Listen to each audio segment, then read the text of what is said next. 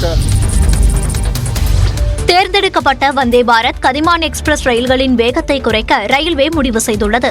பாதுகாப்பை உறுதி செய்வதற்காக குறிப்பிட்ட வழித்தடங்களில் இந்திய ரயில்வே விரைவில் வந்தே பாரத் மற்றும் கதிமான் எக்ஸ்பிரஸ் உள்ளிட்ட பிரீமியம் ரயில்களின் வேகத்தை குறைக்க முடிவு செய்துள்ளது. அதன்படி தற்போது இருக்கும் 160 கிலோமீட்டர் வேகத்திலிருந்து 130 கிலோமீட்டர் வேகமாக குறைக்க முடிவு செய்துள்ளது. குறிப்பாக டெல்லியிலிருந்து ஜான்சி செல்லும் டெல்லி கதிமான் எக்ஸ்பிரஸ், டெல்லியிலிருந்து கஜுராஹோ செல்லும் டெல்லி வந்தே பாரத் எக்ஸ்பிரஸ் ஆகிய ரயில்களின் வேகத்தையும், டெல்லியிலிருந்து ராணி கமலாபதி செல்லும் டெல்லி வந்தே பாரத் எக்ஸ்பிரஸ் மற்றும் டெல்லியிலிருந்து ராணி கமலாபதி செல்லும் டெல்லி சதாப்தி எக்ஸ்பிரஸ் ஆகிய ரயில்களின் வேகத்தையும் குறைக்க வடமத்திய ரயில்வே வாரியத்திற்கு கடிதம் எழுதியுள்ளதாக தகவல் தெரிவிக்கிறது. குறிப்பிட்ட எக்ஸ்பிரஸ் ரயில்களின் வேகம் குறைக்கப்படுவதால் அதன் இயக்க நேரம் சுமார் 25 முதல் 30 நிமிடங்கள் வரை அதிகரிக்கும் எனவும் தகவல் வெளியாகியுள்ளது. அண்மையில் மேற்கு வங்கத்தில் நிகழ்ந்த ரயில் விபத்தின் எதிரொலி மற்றும் நாடு முழுவதும் அதிகரித்து வரும் ரயில் விபத்துகளை கருத்தில் கொண்டு முக்கிய விரைவு ரயில்களின் வேகம் குறைக்கப்படுவதாக தகவல் தெரிவிக்கிறது.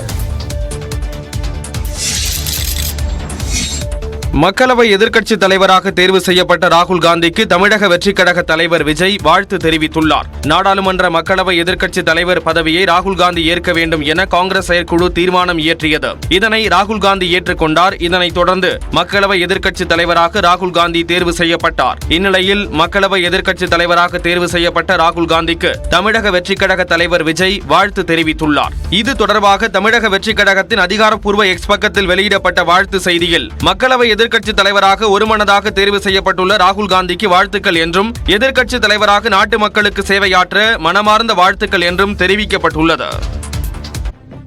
சாதிவாரி கணக்கெடுப்பு நடத்துவதற்கு நீதிமன்றம் எந்த தடையும் விதிக்காது என்று பாமக தலைவர் அன்புமணி ராமதாஸ் தெரிவித்தார்.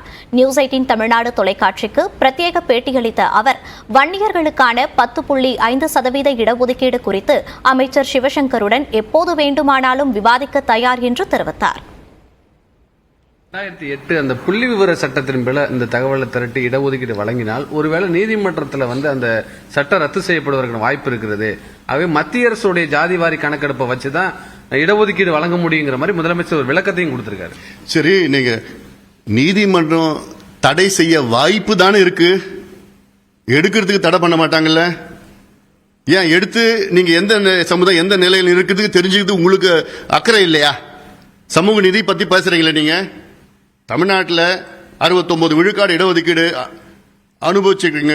எத்தனை சமுதாயங்களும் எந்த நிலையில் இருக்கிறாங்கன்னு தெரியுது உங்களுக்கு மனசு இல்லையா? ஆர்வம் இல்லையா?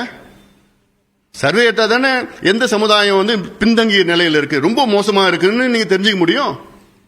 மத்திய அரசு எடுத்த கணக்கெடுப்புல அதெல்லாம் வர தெரியாது. நீங்க எடுங்க, நீதிமன்றம் தடை பண்றாங்க பண்ணலாம், அதுக்கு அடுத்தது நீங்க எடுத்துங்க, உங்க கடமையை நீங்க நிலைநாட்டுங்க. அமைச்சர் சிவசங்கர் பாமக மேல இந்த இடஒதுக்கீடு தொடர்பாக பல விமர்சனங்களை வச்சிருக்காரு. விவாதத்துக்கு தயாரான நேரடி அழைப்பு விடுத்திருக்காரு. இதை பற்றி நான் நிச்சயமா தயாரா இருக்கிறேன். இன்னைக்கு கூட நான் தயாரா இருக்கிறேன். எங்க வர சொல்ல நான் வரேன், நான் தயாரா இருக்கிறேன். இதே அமைச்சர் சட்டமன்றத்திலையும் பொய்யான தகவலை சொல்லிட்டு வர்றார். நீங்க புள்ளி விவரம் சொல்றீங்க. எந்த புள்ளி விவரம் அடிப்படையில் நீங்க பேசுறீங்க சிவசங்கர் அவர்களே? அந்த புள்ளி விவரத்தை வெளியிடுங்க. ஒட்டுமொத்த புள்ளி விவரம் நீங்க சொல்றீங்கல்ல, அந்த புள்ளி விவரத்தை வெளியிடுங்க. வன்னியர்கள் எவ்வளோ கல்வியில் வந்திருக்கிறாங்க, வேலை வாய்ப்பு என்னென்ன கிடைச்சிருக்குது, எல்லா புள்ளி வரும். குரூப் ஏல எவ்வளோ வந்திருக்காங்க, குரூப் பியில் எவ்வளோ வந்திருக்காங்க, குரூப் சி, குரூப் டி, மெடிக்கல்ல, என்ஜினியரிங்ல, எல்லாம் கல்வியில் எல்லாம் வெளியிடுங்க.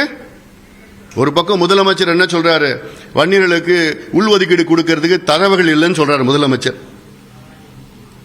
2 வருஷத்துக்கு முன்பு சட்டமன்றத்தில் பேசியிருக்கிறார். தரவுகள் இல்லை, தரவுகள் வந்துச்சுன்னா நாங்க பேக்வர்ட் கிளாஸ் கமிஷன் அமைச்சிருக்கிறோம். அந்த பேக்வர்ட் கிளாஸ் கமிஷன் தரவுகள் சேகரித்து வன்னியர்களுக்கு உள்ஒதுக்கீடு கொடுப்போம் சொல்றாரு முதலமைச்சர். சிவசங்கர் புள்ளி விவரம் இருக்குன்னு சொல்றாரு. அப்ப யார் உண்மை சொல்றா, யார் பொய் சொல்றா?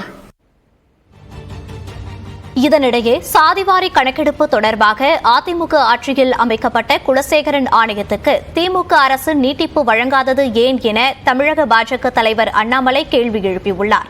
எக்ஸ் தளத்தில் இது தொடர்பாக பதிவிட்டுள்ள அவர், ஆணையத்துக்கு நீட்டிப்பு வழங்காதது ஏன் என தமிழக மக்களுக்கும் சட்டமன்ற பிரதிநிதிகளுக்கும் விளக்கம் அளிக்க வேண்டிய கடமை முதலமைச்சருக்கு உள்ளதாக குறிப்பிட்டுள்ளார். தமிழ்நாடு அரசு தனக்கென சாதிவாரி கணக்கெடுப்பை இப்போது மேற்கொண்டிருக்க முடியும் எனவும் அண்ணாமலை தெரிவித்துள்ளார்.